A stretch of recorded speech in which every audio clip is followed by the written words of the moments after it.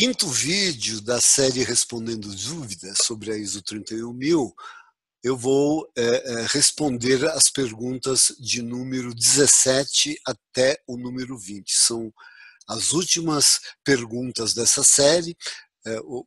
Temos 5 vídeos com este aqui que foram publicados, e então vamos às últimas 4 perguntas que selecionamos entre várias outras que foram encaminhadas dentro de uma chamada que fizemos para que os interessados nos enviassem suas questões, suas dúvidas sobre a norma 31000 e suas aplicações. Então, vamos aqui para a pergunta número 17. Existe algum modelo sugerido pelo QSP para aplicação da norma ISO 31000 no âmbito da tomada de decisão para cenários políticos, estratégicos ou de licitações aplicável ao setor público? Minha resposta é sim. Temos uma série de referências e a principal delas, no nosso modo de ver, como recomendação que damos, é vocês que têm interesse no assunto consultarem o setor público da Austrália.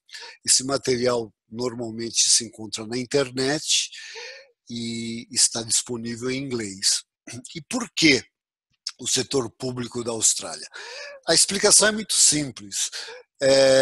A Austrália é o país que, pela primeira vez no mundo, publicou em 1995, portanto há mais de 20 anos, uma norma sobre gestão de riscos. A norma AS/NZS 4360. Ela foi publicada em 1995, depois teve atualizações em 1999 e 2004. E ela foi a base, foi praticamente copiada na íntegra para se construir a ISO 31000. Então, a ISO 31000 tem todo o DNA, todo o texto da última versão de 2004 da AS/NZS 4360.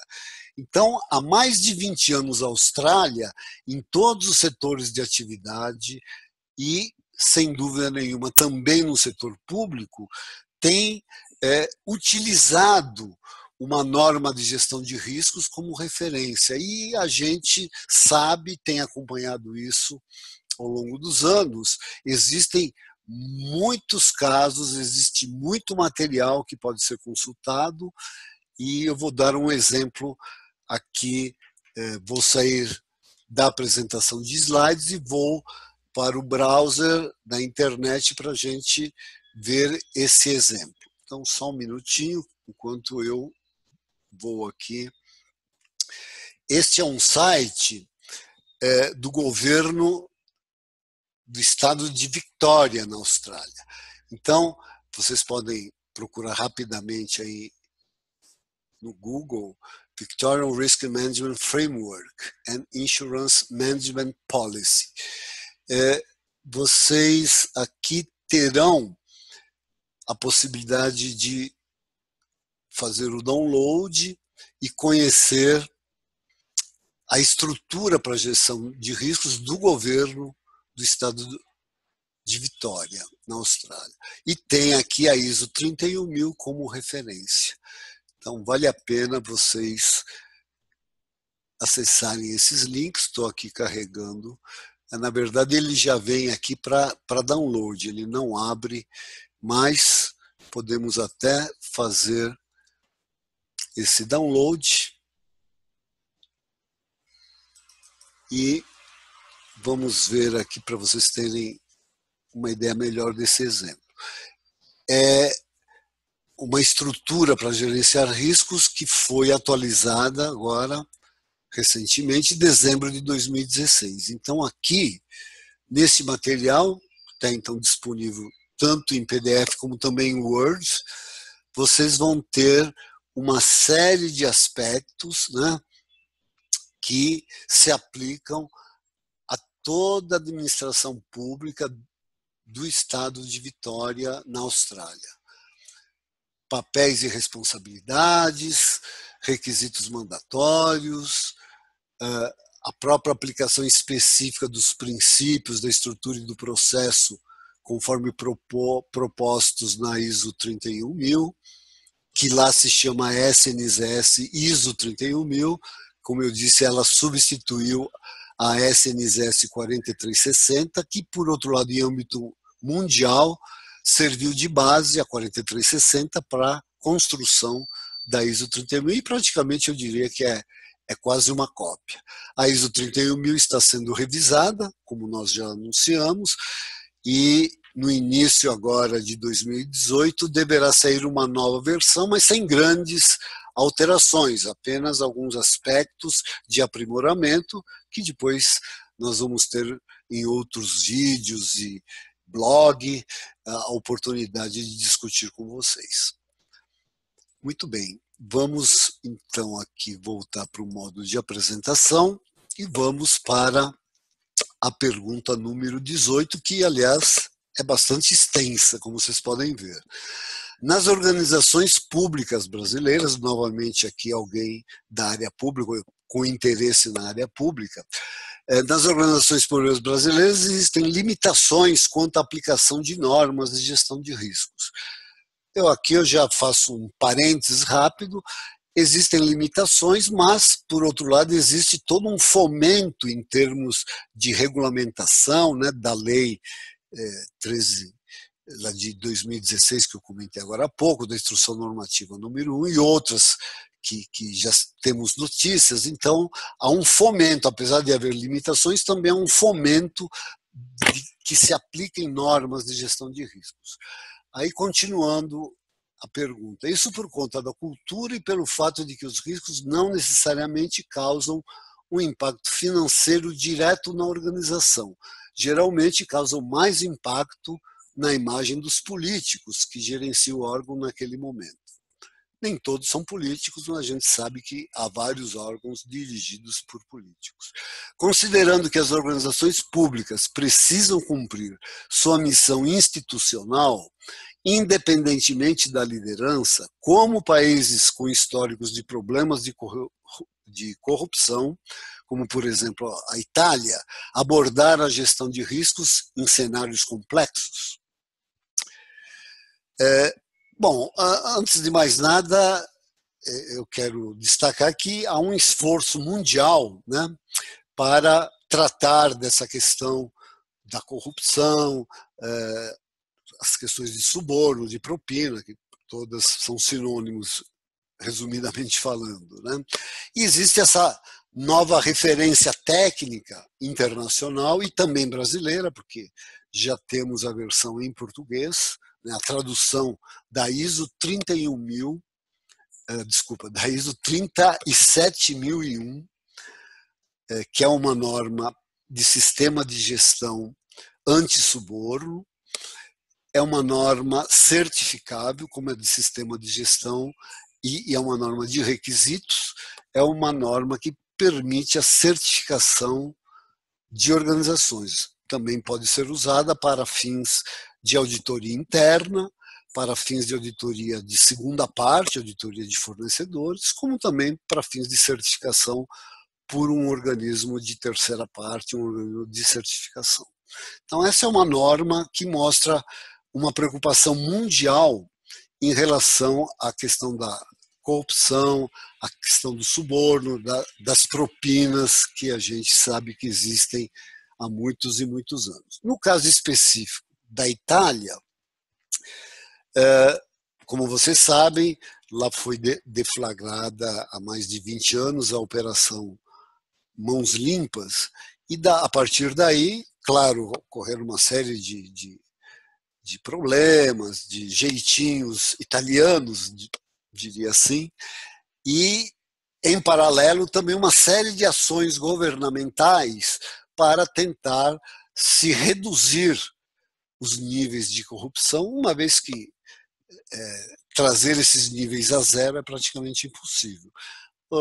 Como exemplo, eu destaco aqui o plano trienal de prevenção da corrupção desta entidade, esse plano para o triênio de 2016 até 2018. Eu vou aqui acessar o link para que vocês tenham uma ideia, apesar de estar aqui em italiano.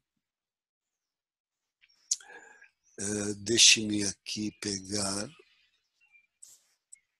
Eu já deixei pronto aqui o acesso. A entidade que se refere ali à ANAC é a Autoridade Nacional Anticorrupção. Então foi criado esse ente, né, essa entidade, para tratar e centralizar as questões relacionadas a programas e ações anticorrupção, antissuborno, antipropina. E vocês veem aqui que a questão do risco está sendo devidamente tratada, né? Aqui é a avaliação do risco, aqui é tratamento do risco, começando ali com o contexto interno e externo das entidades públicas, dos órgãos da administração pública italiana.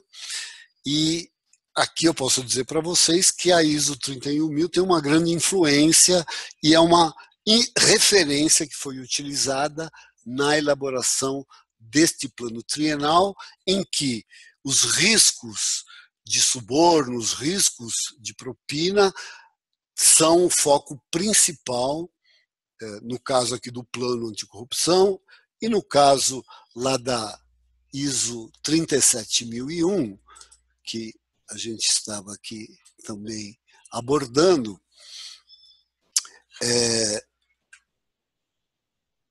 tem a gestão de riscos como um pano de fundo, só que riscos específicos voltados para os problemas de corrupção.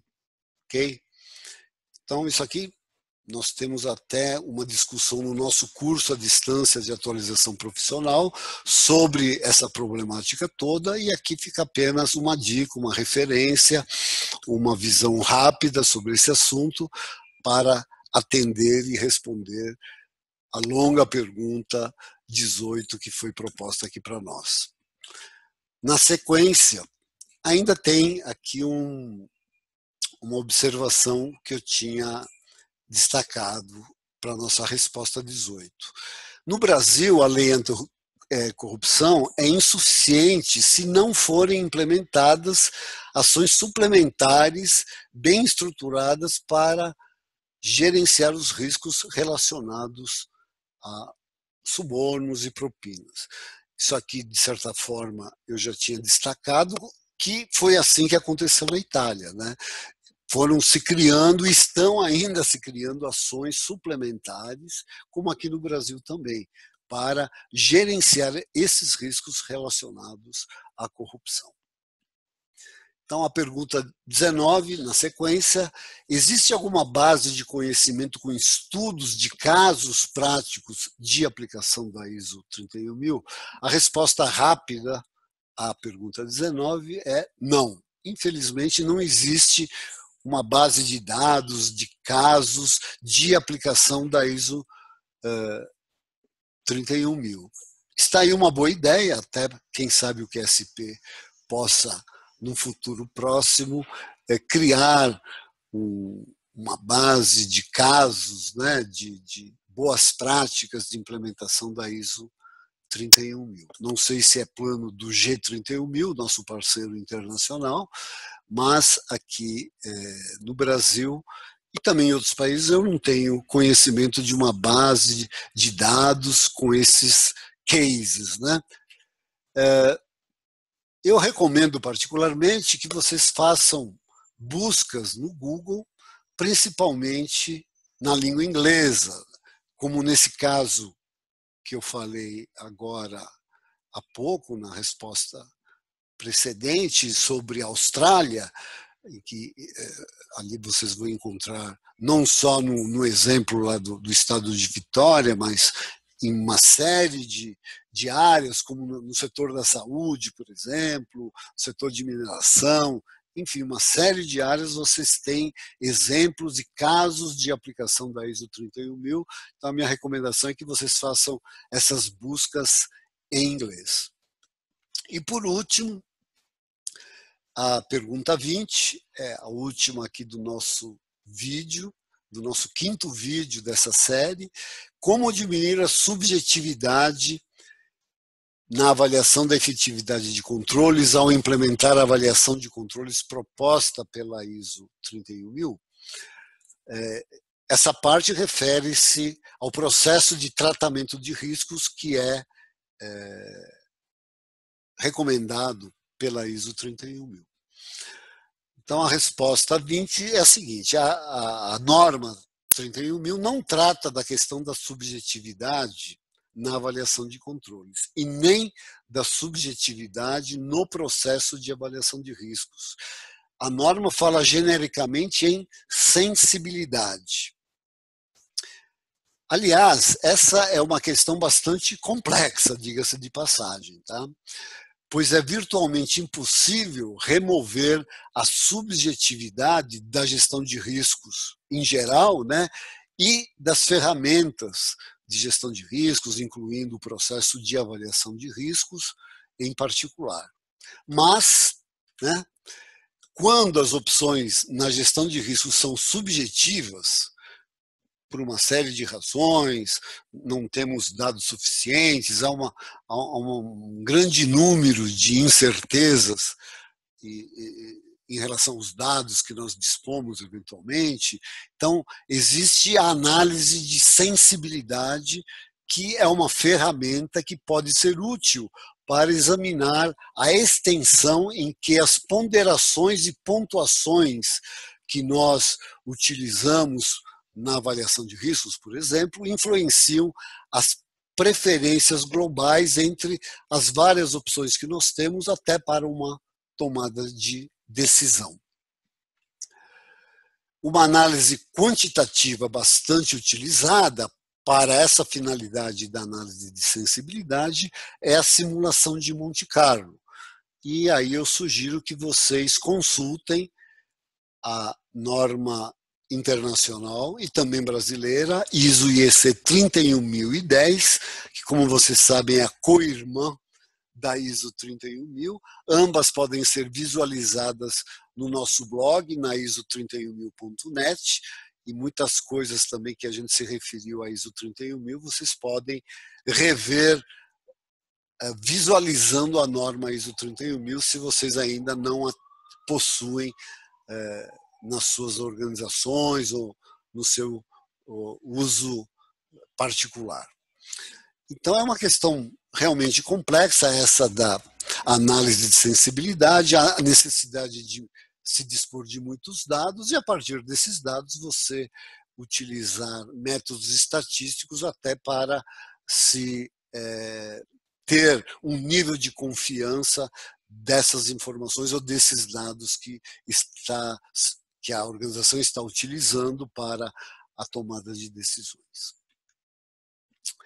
Então, quero agradecer a vocês por terem acompanhado essa série de 5 vídeos e espero, numa oportunidade próxima, poder ter aí essa chance de estar com vocês para responder dúvidas e procurar esclarecer. E como a gestão de riscos é bastante ampla e tem uma série de derivações e terminologias, a gente sempre procura canalizar para uma linguagem comum, universal, que é o que se pretende com a ISO 31000. Muito obrigado a vocês. Aqui estão as nossas referências, os contatos para vocês nos manterem informados das suas dúvidas, das suas questões, das suas ideias, das suas sugestões e outras necessidades que vocês tenham. Um grande abraço, até breve e nos vemos por aí.